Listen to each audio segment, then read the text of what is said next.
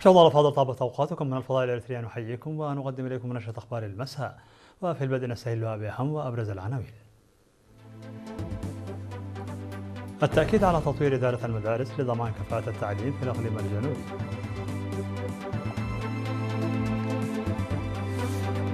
إحياء الذكرى الخمسون لتأسيس مدرسة الثورة في هولندا. تنفيذ أنشطة واسعة لحماية التربة والمياه بمديرية القمحاري.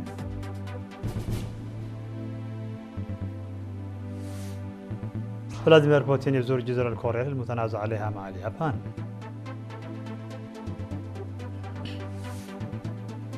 ارتفاع حصيلة ضحايا انقلاب قارب إلى 44 شخصا في زيمبابوي.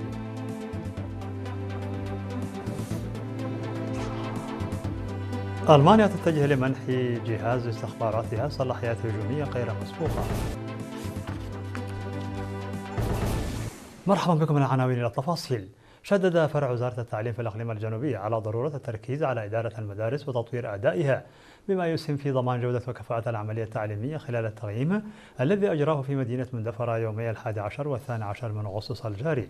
وأوضح مسؤول فرع التعليم بالإقليم الأستاذ هبتزق كداني في التقرير الذي قدمه خلال التقييم أن عدد الطلاب المسجلين خلال العام الدراسي 2025-2026 تجاوز 255 ألف طالب وطالبة، بينهم نحو 47% من الإناث، مشيرا إلى أن نسبة النجاح العامة بلغت 84%.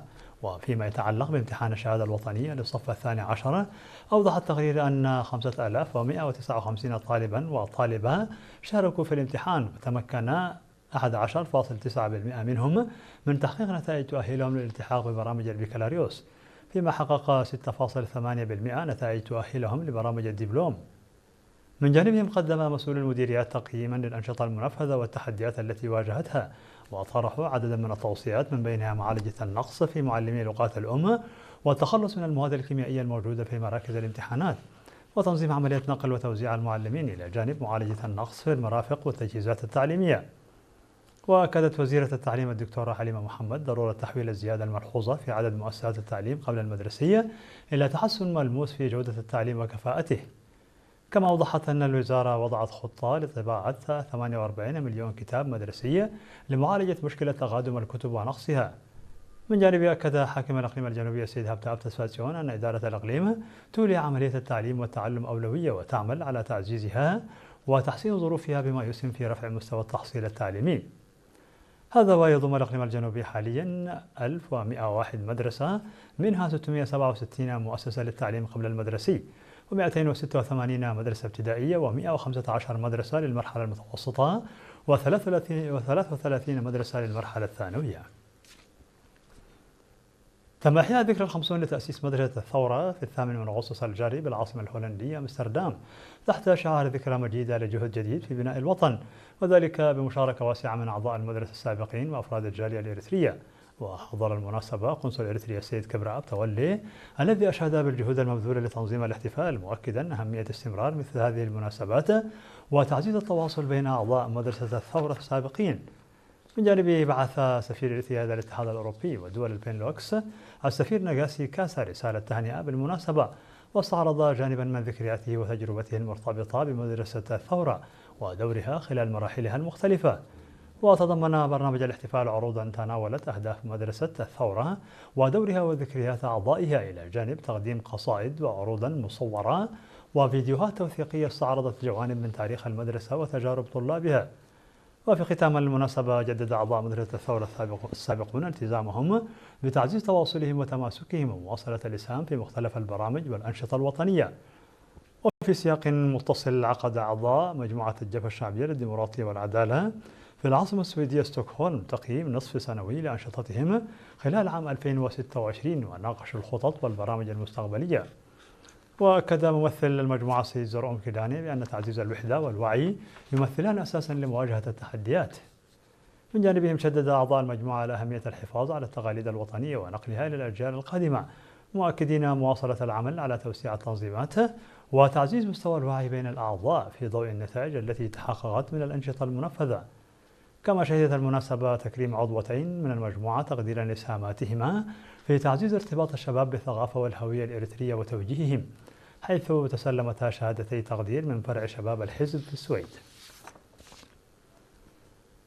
أكدت 20 امرأة في إدارة ضاحية ليبانا بمديرية حمل مالو بأن انخراطهن في العمل الجماعي لإنتاج وتصنيع الفول أسهم في تحسين ظروفهن المعيشية وتعزيز قدرتهن على الاعتماد على أنفسهن. وأوضحت النساء أنهن بدأن منذ عام 2023 العمل ضمن جمعية في مجال تصنيع الفول، مشيرات إلى أن توحيد جهودهن والاستمرار في العمل بروح المبادرة أسهم في تحقيق نتائج مشجعة في مجال كسب الدخل وتحسين سبل المعيشة.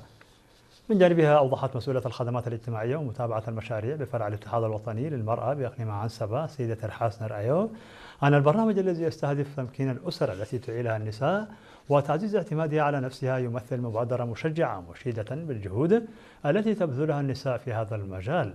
وأكدت مسؤولة مكتب الاتحاد الوطني للمرأة في مديرية حمل مالو السيدة فاطمة علي ومسؤول الإدارة والمالية في المديرية السيد علي محمود أن مبادرة النساء تؤكد أهمية العمل الجماعي وتوحيد الجهود، مشيرين إلى أن إنتاج وتصنيع الفول يمثل نشاطا اقتصاديا مهما نظرا لما يوفره من منتج غذائي يستفاد منه الإنسان والحيوان، وأهمية تشجيع مثل هذه المبادرات الإنتاجية التي تسهم في تعزيز الاعتماد على الذات وتحسين سبل المعيشة.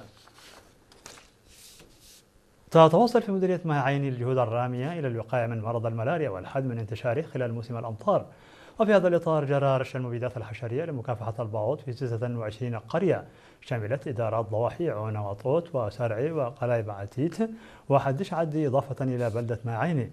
أوضح مسؤول الصحة العامة في المديرية الشاب خليل سيوم أن حملة الرش التي نفذت خلال الفترة من 26 من يوليو وحتى 7 من أغسطس شملت 3972 منزلا.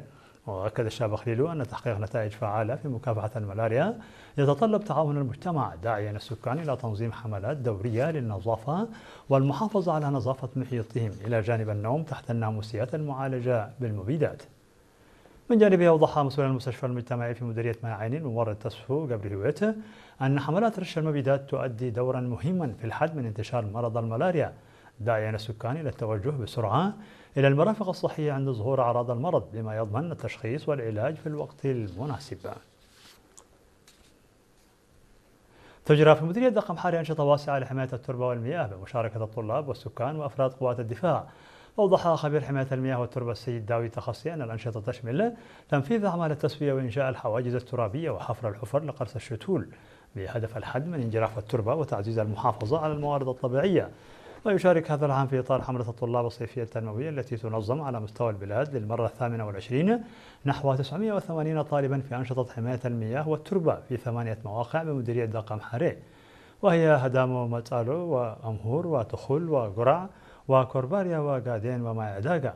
ووفقا لخطة وزارة الزراعة تشمل الأعمال المستهدفة تنفيذ 115 ألف متر من الحواجز الترابية وإنشاء 4621 مترا مكعبا من المدرجات إلى جانب إعداد 25500 حفرة لغرس الشتول. وأوضح السيد داويت أن تأخر موسم الأمطار أدى إلى عدم تنفيذ عمليات غرس الشتول بالمستوى المخطط له. وفي السياق ذاته أفاد مدير بلدة السيد أول خير علي بأنه نفذت في 5 أغسطس الجاري حملة واسعة للتشجير بمشاركة الطلاب وأفراد قوات الدفاع والسكان. وأشار ممثل وكالة الأنباء إلى أنه تم قرص أكثر من 13 ألف شتلة خلال الأعمال المنفذة في موقعين. أكد لقاء توعوي في مديرية قلوج على أهمية تعزيز دور القيادات الدينية والشخصيات المؤثرة في المجتمع في الجهود الرامية إلى الحد من الممارسات الضارة ولا سيما زواج القاصرات وختان الإناث لما تسببه من آثار صحية واجتماعية واقتصادية خطيرة. جاء ذلك خلال لقاءات توعوية نظمت مع سكان 16 إدارة ضاحية بالمديرية تناولت الآثار المترتبة على زواج القاصرات وختان الإناث، حيث شدد المشاركون على أن تحقيق نتائج ملموسة في مواجهة هذه الممارسات يتطلب مشاركة فاعلة من المجتمع مع إيلاء القيادات الدينية دورا أكبر في التوعية والتصدي لها. ودعا مدير مديرية قلوج السيد دسي زري ميكائيل إلى تكثيف الجهود المبذولة عبر القيادات الدينية والشخصيات المؤثرة، مشيرا إلى أن القضاء على الممارسات الضارة ليس مهمة سهلة يمكن إنجازها خلال فترة قصيرة. من جانبه أوضح مسؤول الخدمات الصحية بالمديرية الممرض جيلاي موسازجي أن ختان الإناث وزواج القاصرات قد يترتب عليهما عددا من المخاطر الصحية الخطيرة التي يمكن أن تصل إلى الوفاة، داعيا إلى تكثيف برامج التوعية الرامية إلى رفع مستوى الوعي المجتمعي والحد من هذه الممارسات. أعرب المشاركون عن تقديرهم للجهود المستمرة في مجال التوعية والتثقيف مؤكدين أن مستوى الوعي المجتمعي يشهد تحسنا وأن انتشار هذه الممارسات آخذ في التراجع، وأدعو إلى مواصلة برامج التوعية وتوسيع نطاقها. مشاهدينا الأفاضل، كانت هذه الأخبار الداخلية. فاصل قصير ونوافيكم بالأخبار العالمية. قمان.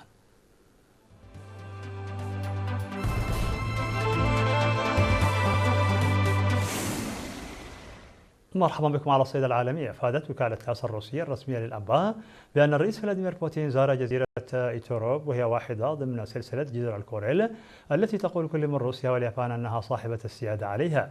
وخلال الزيارة التي قالت تاس أنها أول زيارة شخصية يجريها بوتين لسلسلة الجزر، زار الرئيس الروسي مصنع ياسني لتجهيز الأسماك في إيتوروب، كما تفقد سفينة القيادة في أسطول المحيط الهادئ بعد إشرافه على مناورات بحرية في أقصى شرق روسيا. وأعربت اليابان عن احتجاجها الشديد على الزيارة وفق ما صرح به وزير الخارجية الياباني توشيميتسو موتيغي، والذي قال أن الجزر جزء لا يتجزأ من الأراضي اليابانية تاريخيا وموجب القانون الدولي، والحكومة اليابانية تحتاج بشدة على هذه الزيارة. قالت الشرطة في زيمبابوي أن حصيلة ضحايا انقلاب قارب مكتظ بالركاب في بحيرة ارتفعت إلى 24 شخصا. وقالت الشرطة أنه تم انتشال الجثث من بحيرة تشكل جزءا على الحدود بين زيمبابوي وزامبيا، ولكن الشرطة لم تحدث عدد المصابين أو المفقودين في الحادث الذي وقع لقارب تديره وكالة حكومية. وقد انقلب القارب أثناء حمله ما لا يقل عن 114 راكبا وطاقم مؤلف من 5 أفراد حسب ما ذكرت وكالة إدارة الكوارث في زيمبابوي. عقدت الحكومة الألمانية حزمة إصلاحات واسعة تستهدف إعادة صياغة دور جهاز الاستخبارات الخارجية في خطوة تعكس تحولا جوهريا في العقيدة الأمنية لبرلين، مع تصاعد المخاوف من التهديدات الأمنية الخارجية وتزايد الهجمات السيبرانية وعمليات التخريب التي تستهدف البنية التحتية الأوروبية، إلى جانب سعي ألمانيا إلى تقليص اعتمادها على المعلومات الاستخباراتية القادمة من الولايات المتحدة الأمريكية. ويمثل المشروع الذي وافق عليه مجلس الوزراء أكبر تعديل على صلاحيات جهاز الاستخبارات الخارجية الألماني منذ تأسيسه بعد الحرب العالمية الثانية، إذ ينقل مهامه من الاكتفاء بجمع المعلومات إلى امتلاك أدوات عملياتية تتيح له تنفيذ إجراءات هجومية واستباقية ضد ما تصفه الحكومة بالتهديدات الهجينة. وأكد وزير الداخلية الألماني أن بلاده أصبحت هدفا دائما لعمليات تجسس وتخريب وهجمات إلكترونية تنفذها قوى أجنبية بهدف زعزعة الاستقرار الداخلي والتأثير على القرار السياسي. في الخبر الأخير، ظهر كسوف كلي نادر للشمس كان ينتظره الملايين للمرة الأولى منذ العام 2006. وأعلنت وكالة الفضاء الروسية روسكوزموس أن هذه الظاهرة الفلكية النادرة بدأت عند أقصى المناطق الشمالية من البر الرئيسي لروسيا، واندفع الكسوف جنوبا عبر أجزاء من جرينلاند قبل أن يحل الظلام الدامس على كيفلافيك. ولم تشهد ريكيافيك كسوفا كليا للشمس منذ عام 1433 وفق ما ذكرته وكالة الصحافة الفرنسية.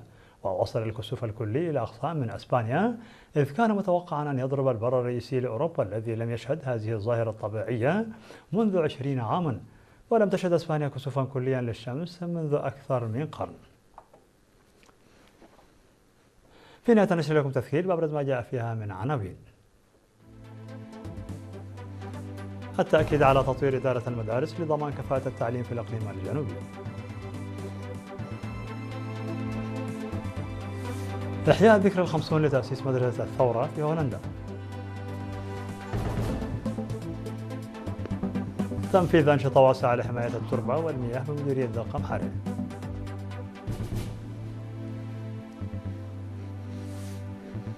فلاديمير بوتين يزور جزر الكوريل المتنازع عليها مع اليابان.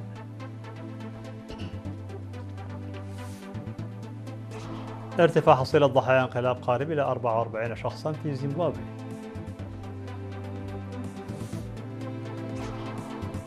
ألمانيا تتجه لمنح جهاز استخباراتها صلاحيات هجومية غير مسبوقة. مشاهدينا الأفاضل، بهذا نكون قد وصلنا بكم إلى نهاية النشرة. شكرا على حسن المتابعة، دمتم بألف خير.